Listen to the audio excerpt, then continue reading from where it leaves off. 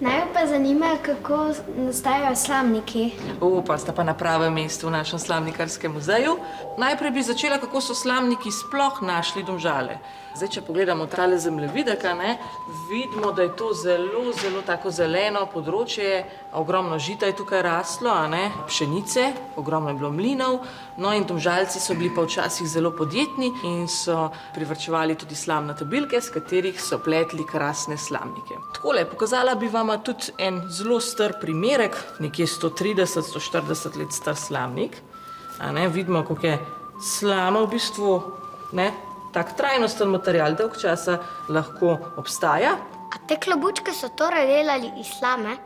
Klobuk je iz klobučevine, ga nosimo po zimi, slamnik je pa iz slame in pri nas so izdelovali samo iz prave pšenične slamnate kite. Vidva poznata tisto pšeničko, ki raste na polju, takole, jo vidita. No, kaj danes naredimo? Danes jo s kombajnom požanjamo, ker je bistvena moka. Včasih so pa tisto pšenico, ki je bila pomembna za pletenje kit, takole ročno s takim srpom, takole.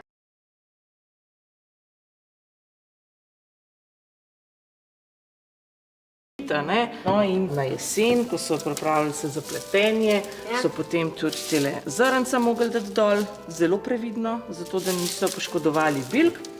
In na koncu posortirali takole po debelinah. Debelejše skupaj, tanjše skupaj, povezati v take snopke in to je potem pripravljeno za pletenje. A potem iz teh slamic začnemo plesti kito? Tako je, slamce imamo pripravljene, zdaj nam bo pa gospa Milka Breznik je taka specialistka, strokovnjakinja za pletenje slamnatih kit in bo pokazala, kako se to izdela. A bo ta videa poskusila tudi? Ja. No, dajte. Jaz sem tle že začela, vama sem začela na 5 slam, ker je bilo enostavno. Kako pa to naredite? S kazalcem jo porineš naprej, s palcem jo pa stisneš, pa zavrtiš nazaj in gre na drugo stran. Kje ste se pa vi to naučili? Jaz sem se naučila doma od mame, od staršev. Pa mečkim kole zategneš, da je bolj lepa, da gre bolj skup. Kaj pa, če mi zmanjka slamice? Preprosto nataknem drugo na ta kratko in gre naprej. Ja. In to se nikoli ne neha, v nedogled gre to.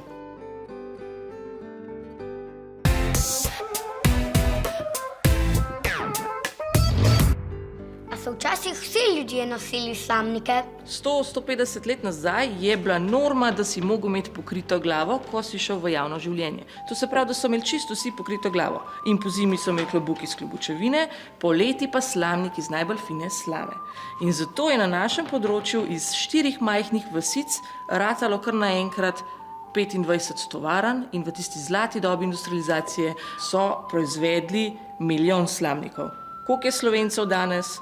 2 milijona, No, v 2 letih s tako produkcijo bi imeli vsi Slovenci slamnik na glavi. Kaj pa narediva zdaj s to kito, ki sva jo spletla? Takole. Ti pa začneš zdaj vrteti. In evo, takole. Vrtimo. To je super za mišice. Evo, kito imamo zdaj speglano, čaka nas pa akcija, kako se zašije slamnik. Začne se s krogcem ali elipso in potem takole v obliko dokončnega slamnika. To nam bo pa pokazala gospa Joži Košak, ona je pa specialistka za šivanje slamnikov. Mora biti tudi malo vlažna kita, da se lažje dela. A to tak krogec nastaja? Ja, pa ta krogec čedalje večji,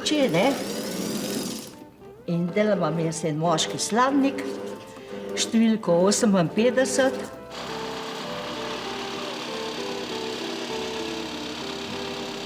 Kako pa veste, kdaj je slamnik dovolj velik?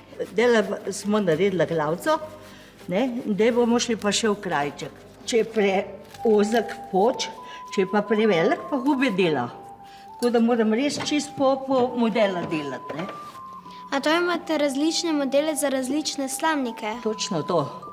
Otroški modeli, moški modeli, damski modeli, pa so kovbojski slamniki, so solinarski slamniki, so mornarski slamniki, To je bolj otroški, bolj te pasov, Evo.